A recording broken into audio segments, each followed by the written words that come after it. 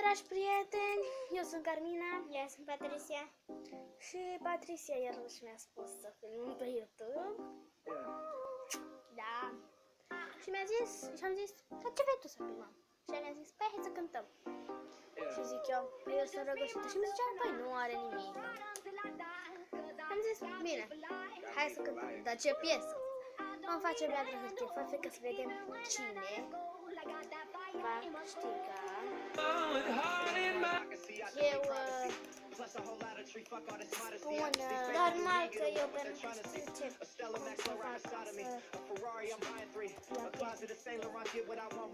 să fac bine. Vezi că trebuie să facem deodată. Bun, eu vreau salți. Așa. Filmez de pe telefon, de se vede așa nașpa. Așa. Eu zic când vremea era. Și eu da. Bine, atunci o să cântăm pe asta. Da. Nu prea avem voce, dar facem asta în joacă, să știți. Nu Poate facem mai real. și ne distrăm. Facem în joacă, ne prostim și noi. E vreme de stat în casă. Stai, nu începe tu încă. Hai să dau mai tare, ca să nu ne prea auziți vocea. Hai. E vreme de stat în casă, de lene și de păr ciufulit. E vreme de ea în brațe, de piese de pus pe repeat. Numai tu poți să vezi cum sunt. Numai tu înghicești orice gând. Chiar dacă vremea e rea, brațele tale îmi vor fi casă. Îți spun ceva ce știi deja, lângă tine mă simt mai frumoasă. E frig afară, plouă rău, mare în parcul tău. Tu și eu în camera ta, stăm cu draperia trasă.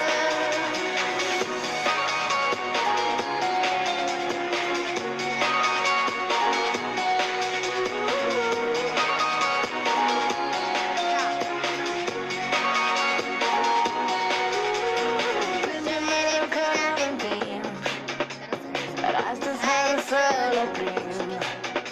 Și chiar să nu conteze nimic decât ce avem noi de oferit. Numai tu poți să vezi cum sunt. Numai tu înghicești orice gând. Chiar dacă vremea e rea, brațele tale îmi vor fi casă. Îți spun ceva ce știi deja, lângă tine mă simt mai frumoasă.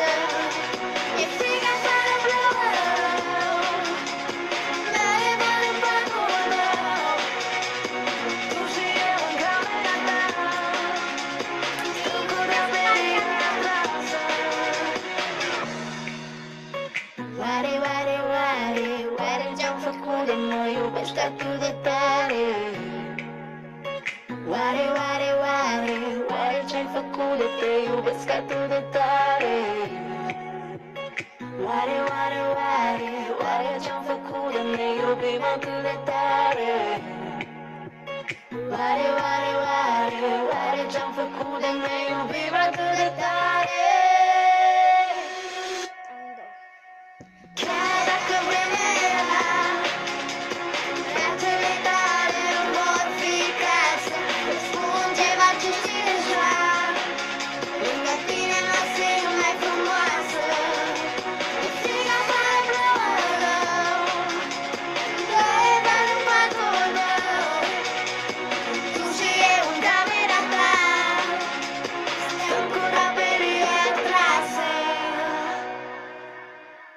Da, poate nu mi-ați auzit atât de bine pentru că am dat muzica tare. Ca să Dar nu ne auziți? astăzi am stat aproape toată ziua pe YouTube și am găsit o muzică. Bine, am mai auzit-o mai de mult timp.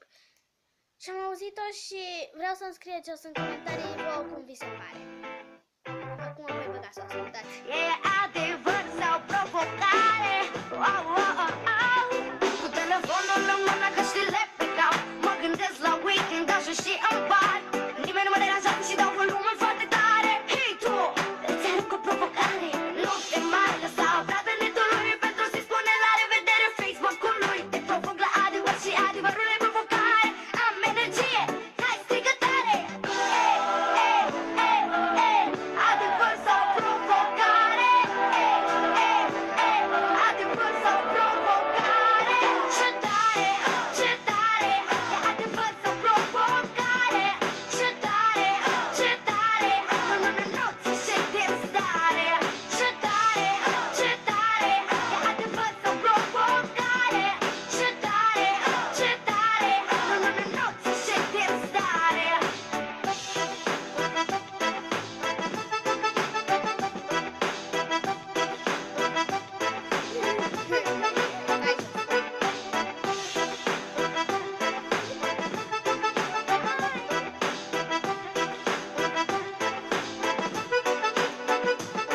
Hai, zic că ești în sală și ai o stare de bine. De fiecare dată când te gândi la mine, te sporă pe un zâmbet cu fiecare vers pe care îl cânt pentru tine.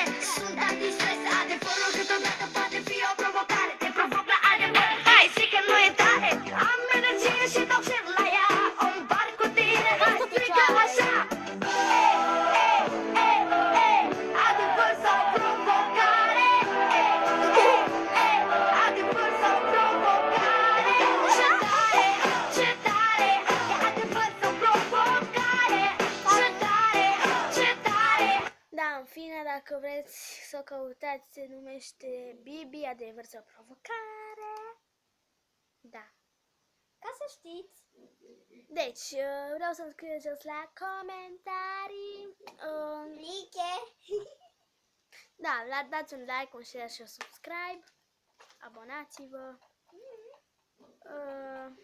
Și să-mi scrieți jos la comentarii cum vi se pare piesa. Da. Nu știu ce să zic. Următorul clip cred că îl facem mâine tot cu ea și o să-l pun să filmeze drumul spre dansuri și la dansuri. Da. S-ar putea să mai Dacă facem. o să filmăm și pe drum. Da, zi și... La un autobuz. Bun. Da, următorul video s-ar putea să filmăm la dansuri. Nu știu dacă putem. Ori asta să ori asta să cântăm,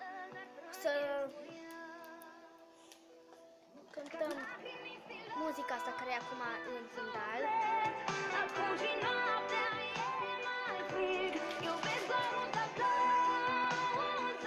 Bun, și vă recomand un remix super. Este acesta. Bang it. Bang it to the curb.